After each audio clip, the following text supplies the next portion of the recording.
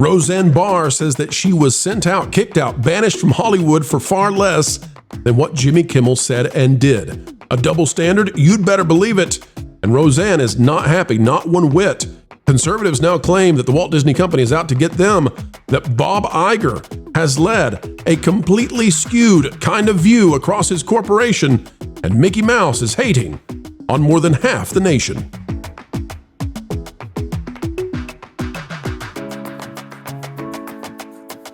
Ladies and gentlemen, boys and girls, welcome back to the channel that gives you the news you need to know ahead of schedule and before the drive-by legacy media even tries to figure out what's going on.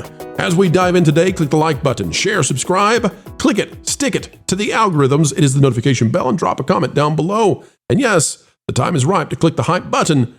Here we go. All right, folks, Roseanne, not Roseanne as it says in the chyron below. We'll let it go. We'll let it go. But Roseanne Barr calls Jimmy Kimmel's return to ABC a double standard. All right, well, we got another one here. This is out of News Nation. It's by Brian Inton. Comedian Roseanne Barr criticized ABC's decision to reinstate Jimmy Kimmel after a brief suspension, calling it a double standard compared to her own permanent cancellation from the network in 2018. She says, "I got my whole life ruined, no forgiveness, and all of my work stolen, and called a racist for time and eternity for racially misgendering someone," Barr tells News Nation.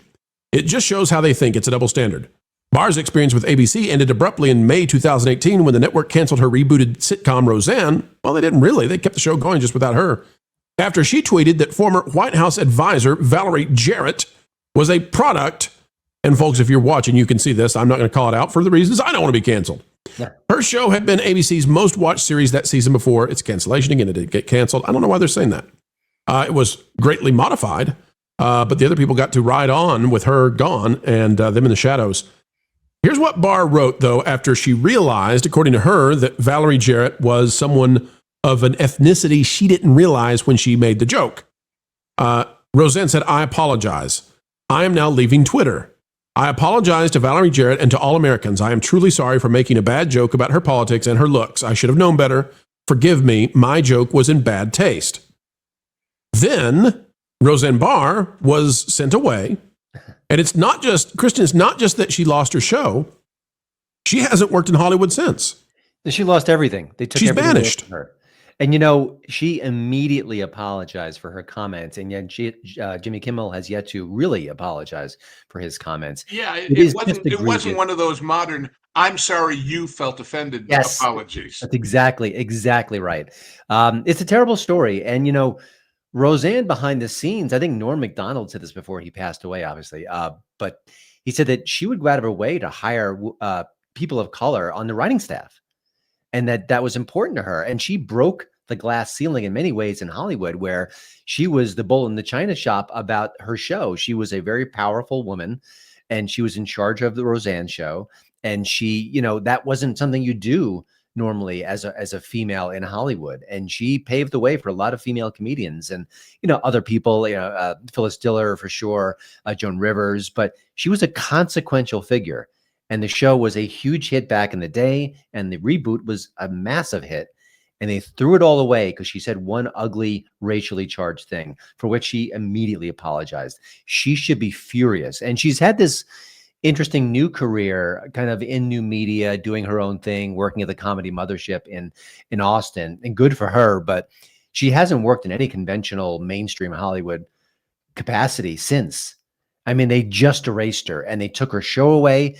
They took her family away. They killed her character. I mean, my gosh, she should be angry, and she is, and they did her wrong. Ghost, let's talk about the double standard. You were in Hollywood and working amongst all of this for decades, but it was a very different place. What was your experience in terms of, like, could people be openly conservative? And is there a double standard on forgiveness? Like, I guess what I'm asking is Roseanne Barr a specific case, and we shouldn't extrapolate that out to be the experience of every conservative? I have my opinion already on this, but I'm willing to be swayed. Well, you've lived it. What did you see? I've lived it with somebody whose attraction to them was his conservatism. As you know, I got to know Gerald McRaney pretty well, and when they were doing Major Dad, The plan was that if they came back for another season, because his famous comments about Bill Clinton, they were going to make those Marines the White House Marine detail and capitalize on that conflict. So the only reason it didn't happen is that CBS wanted Universal to pay for the new sets, and Universal wanted CBS to pay for the new sets. And finally, they said, "Well, never mind." And that was another story. But I mean, it was once considered to be a plus to have that kind of conflict, but now not so much. What about behind the scenes in terms of people getting along with one another, keeping it professional, that sort of thing?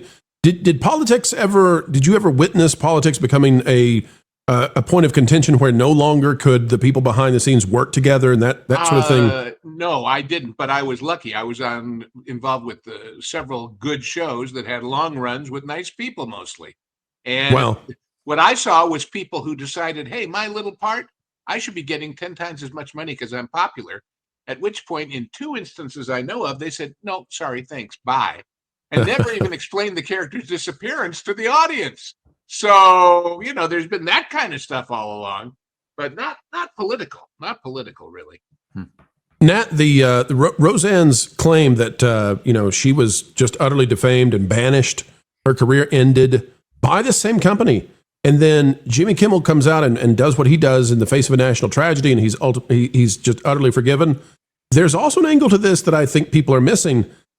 Is there misogyny involved in this? Roseanne being a woman and Gina being a woman. What's going on here that these 2 conservative women are treated this way? Is there something beyond just the politics of it? Does Bob Iger and maybe Disney, do they view that they can do this to female conservatives in a way that they can't with others? Wasn't that issue part of her lawsuit? Gina? Yeah. Gina claimed sexism. Yes, absolutely. Nat, your thoughts on it? I think we've also seen them move away from other people that might even have any kind of faith, for example, and try not to platform them as much within their company either. Maybe it happens more towards the women, but in the case of Roseanne and the example and the contrast with Jimmy Kimmel, who keeps saying that it's the president who's taking him down, etc. With Roseanne, she also claims that there might have been a phone call from the sitting president at that time that made to Bob Iger specifically. So the contrast thing is just, I don't know. I think with her, the comments might have been, but she apologized, and Jimmy still hasn't apologized, and yet he's still there, and he's still crying about, censorship, and they're taking away my free speech, and it's, I don't know, I find it gross. And he put De Niro on to be a joke mafia-ish. Pardon me, I'm not supposed to say that. A joke organized crime-ish. We've already said it. We've already said the mafia word. Okay, you're good. You're good today. Him doing his thing as supposedly the FCC chair. So it's not exactly an apology, is it? Not exactly an apology. And these are definitely different. I mean, you look at Jimmy Kimmel, nobody's saying that he needs to be struck from YouTube. Nobody's saying, hey, Jimmy, you need to lose, your social media accounts. Nobody's saying you need to lose your bank account. Nobody's saying that, Jimmy Kimmel should never be listened to. I welcome him to hop onto YouTube. I think that Disney, maybe the way to go is to put him on Hulu. What was unallowable. When this first happened, I said, that's where he'll go. But of course, these people complaining about fiduciary responsibility, if you think it's losing money now, put it on Hulu and it becomes the most expensive non-income generating thing that's ever been on a streaming service. But you look at the difference of that versus Roseanne, who basically the answer to her was, you made a joke, you didn't know the ethnicity of the person you're making the joke about, and you immediately and forthrightly apologized. Go away, never work here again, we'll have nothing to do with you. It's a very, very different way of responding. And we all know there's a hypocrisy here. The question is going to be, how does the center of America respond to this? Because now mainstream America is in power in a way that they have not been before. Vash, what's going to be the response? Will Disney be held to account by the markets? It's going to be really interesting to see what the market response to all this is going to be, especially, and not just right now, but in the future. I have always kind of held the opinion about the market capitalization, or where Disney sits right now when it comes to the economy and and what its valuation is on Wall Street, it's just a little bit too high. When I look at the stock, I don't really know where the value comes from this company in general, especially with all these controversies surrounding them. I don't know where the great growth sectors are for them. I don't really know where anybody might be incentivized to dive into this company currently right now, because they've had issues with streaming. I think they're fifth place or something like that. We're seeing more consolidation on that level, which potentially, I mean, we'll have to see what happens with Paramount Skydance and Warner Brothers and so forth. But if those deals take place, well, then that lowers their position. I do believe they've been so committed. I think Reuters actually had an article come out saying, hey, you should dump ABC and basically all your broadcasting and send it all onto streaming. These are kind of dead platforms anyway. It makes sense to do that. I don't know. I really don't know why anybody would be incentivized to invest right now. And going forward, I mean, let's say it's a stock that you want to go ahead and hold on to. Well, it's underperformed the S&P. Disney has Nielsen beautifully pointed out. And I don't know. Do you strike it from the Dow because of how underperforming it has been? It's all a question of whether these major investors' own credibility is at stake by sticking with them. They have to protect themselves. And at a point at which it crosses that line, they're gone and on to the next one. You know they are. Well, there is a movement, and I don't suspect this will happen, and I'm not giving financial advice, but there is a movement. Some people would like to see Netflix replace Disney as the Dow 30, what would you say, the archon of entertainment within the Dow 30. I think the chances of that are exceedingly low.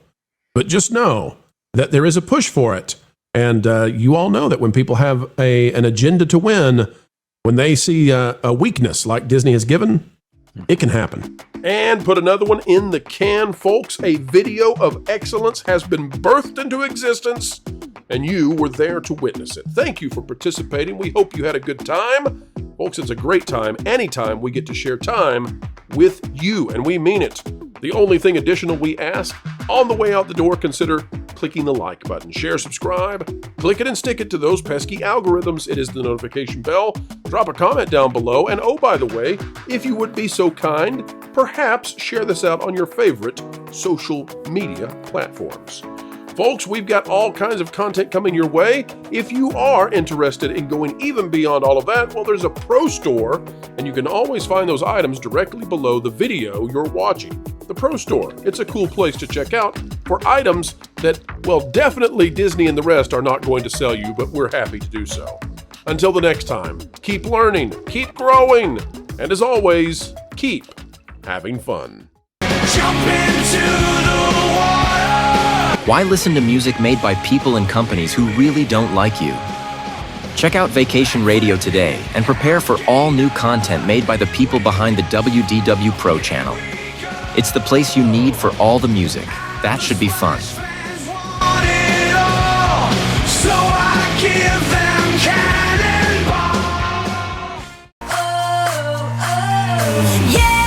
Hundreds of songs, every genre you can imagine. Listen live on YouTube and enjoy a set list that's always sunny. It's Vacation Radio.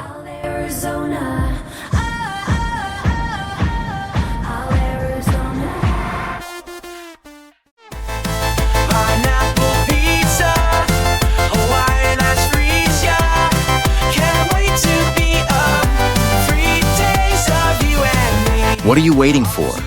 Every WDW Pro video has a link to Vacation Radio in the video description. Try it out and subscribe today.